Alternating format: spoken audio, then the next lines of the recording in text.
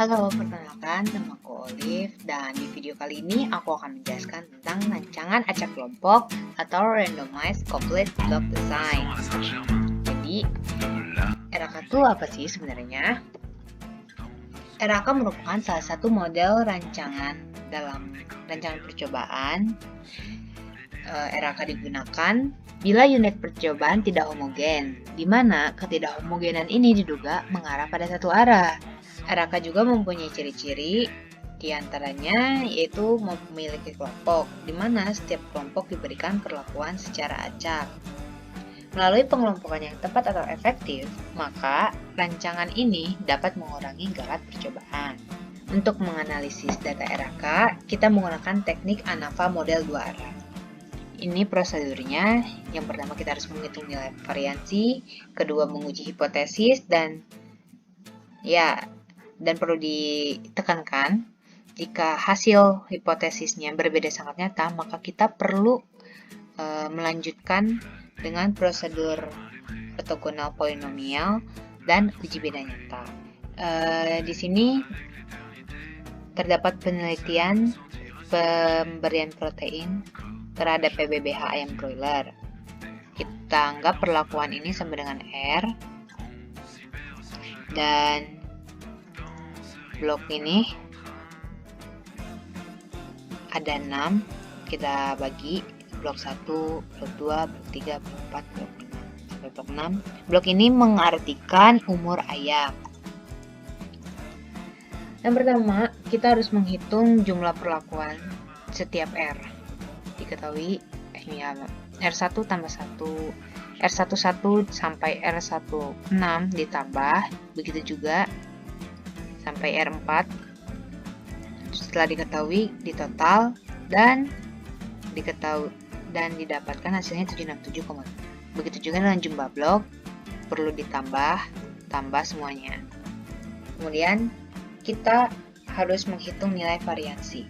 Nah, untuk menghitung nilai variansi, kita harus mengetahui dulu FK jika total, jika blok, jika perlakuan, dan jika galat. Ini rumus-rumus untuk menghitungnya. FK, oh iya, Y itu sama dengan jumlah perlakuan. Ini adalah Y. Jadi,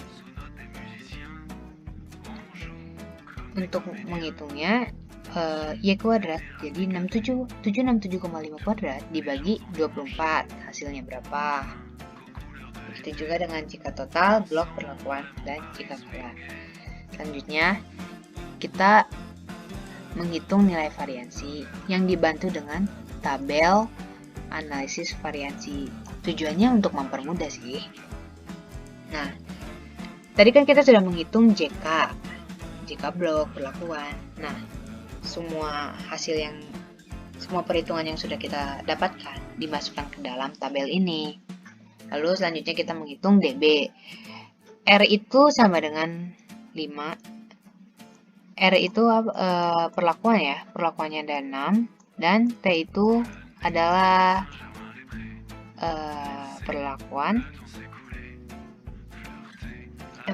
R itu adalah ulangan atau blok yang sama dengan 6, dan T itu perlakuan. Totalnya ada 4. Jadi kita langsung hitung aja. DB bloknya ada 5, DB perlakuannya ada 3. Ini 15 berarti ya. Dan untuk menghitung KT, rumus KT adalah JK bagi DB. Untuk mencari F hitung, ya masukin aja data-data yang sudah diketahui. Dan oh iya, F 0,05 nih, jika masih bingung. Jadi nilai dapat 2,9 dan 4,56 ini dari mana? Kita dapatkan dari tabel F, gimana?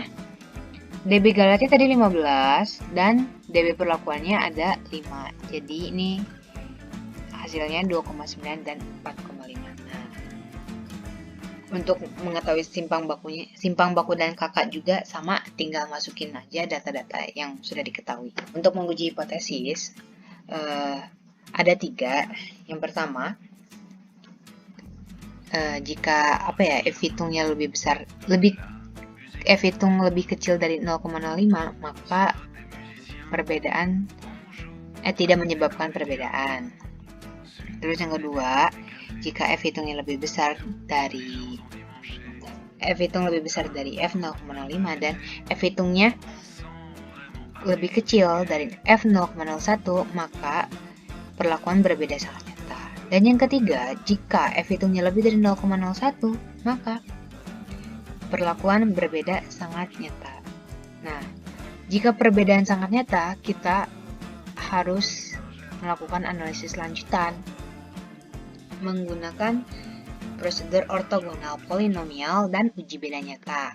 Di sini kita akan bahas dulu prosedur ortogonal polinomialnya. Pertama, kita harus membagi dulu pengaruh perlakuannya menjadi linear, kuadrater, dan kubik. Udah kan? Dibagi 3. Kita masukkan juga si sigma R1, R2, R3, dan R4-nya. 3 min 1, 1, 3 ini datanya didapat dari tabel koefisien dan pembagi ortogonal. Kita masukin data-data ini ke setiap polinomnya, linear, kuadrater, kubik. Sudah. Dan kita cari sigma CITI-nya.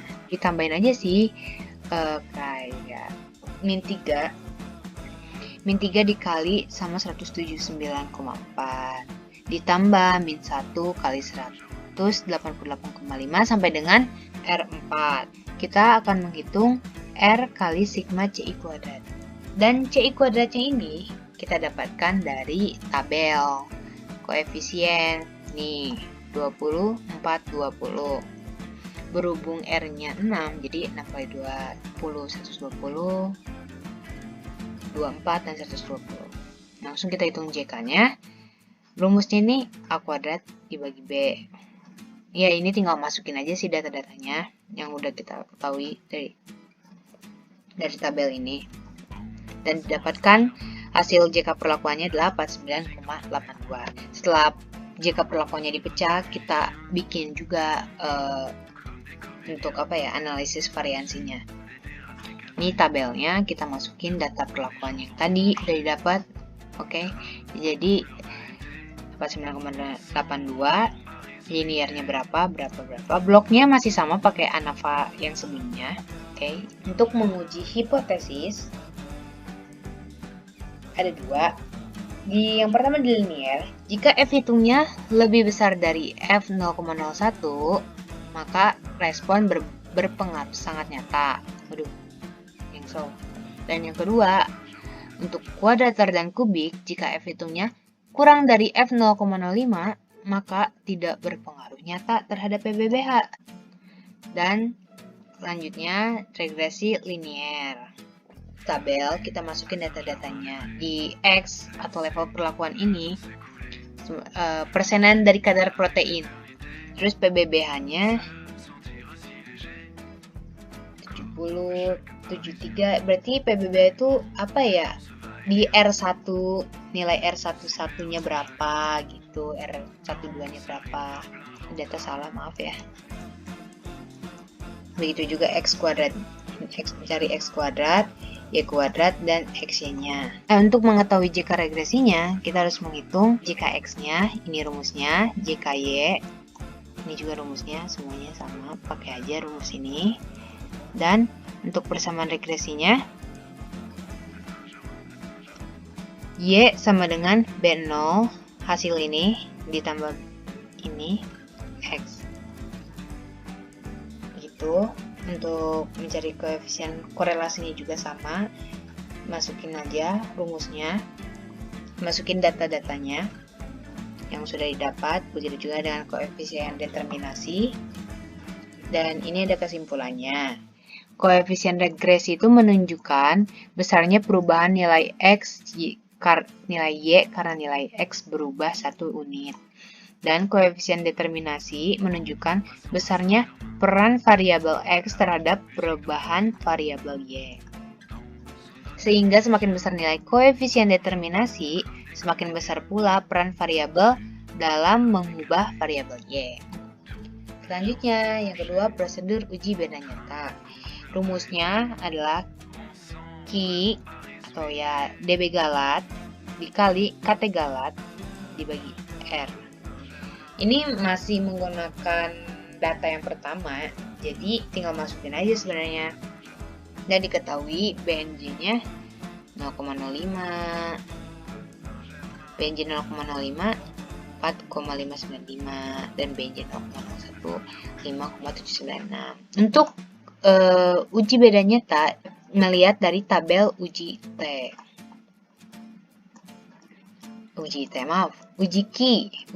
Q. Oke. Nah, setelah itu kita harus masukin juga ke tabel yang di bawah ini. Jadi rata-rata dari R1 misal 72,5, terus R2-nya 80, R3-nya 83, dan rata-rata R4-nya 95, terus dimasukin. Ini 24 dari mana? R24 itu dari 96,5 dikurangi 72,5, gitu. Untuk menguji hipotesisnya ada 3, sama seperti ANAVA. Jika nilai hitungnya kurang dari BNJ 0,05, artinya tidak berbeda nyata. Jika nilai perbedaan, dan kedua, jika nilai perbedaannya lebih besar dari BNJ 0,05, perlakuan berbeda nyata. Dan jika nilai perbedaan rata-rata sepasang perlakuan lebih dari BNJ 0,01, artinya berbeda sangat nyata. Mungkin sekian penjelasan mengenai RAK dari aku. Mohon maaf bila ada banyak kesalahan dan orat-orat yang tidak jelas. Dan pokoknya tetap semangat semuanya dan sampai jumpa.